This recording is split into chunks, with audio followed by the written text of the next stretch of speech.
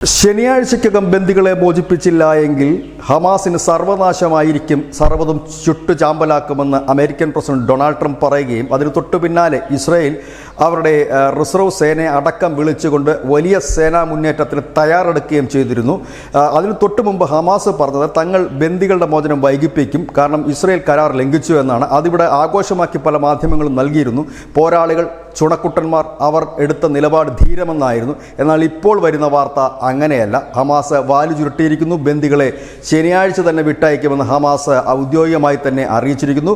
ബാക്കിയുള്ള ബന്ദികളെ എത്രയും പെട്ടെന്ന് വിട്ടയക്കും, വരും ദിവസങ്ങളിൽ തന്നെ വിട്ടയക്കുമെന്നുമാണ് ഹമാസ് അറിയിച്ചിരിക്കുന്നത്. ഏതായാലും ധീരശൂര വീര പരാക്രമികളായ ഈ ഹമാസിൻ്റെ പോരാളികൾ ഏതായാലും ഇസ്രായേലിലെ കണ്ണുരുട്ടിൽ ഭയന്നിരിക്കുന്നു. കാരണം അത് വിട്ടു നൽകിയില്ല എങ്കിൽ സർവ്വതും മുടിച്ച് ഗാസ ഭസ്മമാക്കി പോകും, ഇല്ലെങ്കിൽ ഗാസ എന്നേക്കുമായി നഷ്ടപ്പെടും എന്ന് ഈ ഹമാസിൻ്റെ ആളുകൾ ചിന്തിച്ചിട്ടുണ്ടാകണം. ഏതായാലും മൊബൈലുകളും മറ്റുമൊക്കെ ഓഫാക്കി ഒരു ആക്രമണത്തെ നേരിടാൻ തയ്യാറെടുക്കൂ, തങ്ങൾ ബന്ദികളെ വിട്ടു നൽകില്ല എന്നൊക്കെ വലിയ ഗീർവാണം പറഞ്ഞിരുന്ന ഈ ഹമാസാണ് ഇപ്പോൾ ബന്ദികളെ ശനിയാഴ്ച തന്നെ വിട്ടയക്കും. 3 ബന്ദികളെയാകും വിട്ടയക്കുക. അതിന് തുടർന്ന് വരും ദിവസങ്ങളിൽ ബാക്കി ബന്ദികളെ വിട്ടയക്കുമെന്നാണ് ഹമാസ് അറിയിച്ചിരിക്കുന്നത്. ഏതായാലും തൽക്കാലം ഇപ്പോൾ പശ്ചിമേഷ്യയിൽ യുദ്ധത്തിൻ്റെ ഒരു കാഹളം ഇല്ല എന്ന് തന്നെ പറയേണ്ടി വരും. News desk news India Malayalam.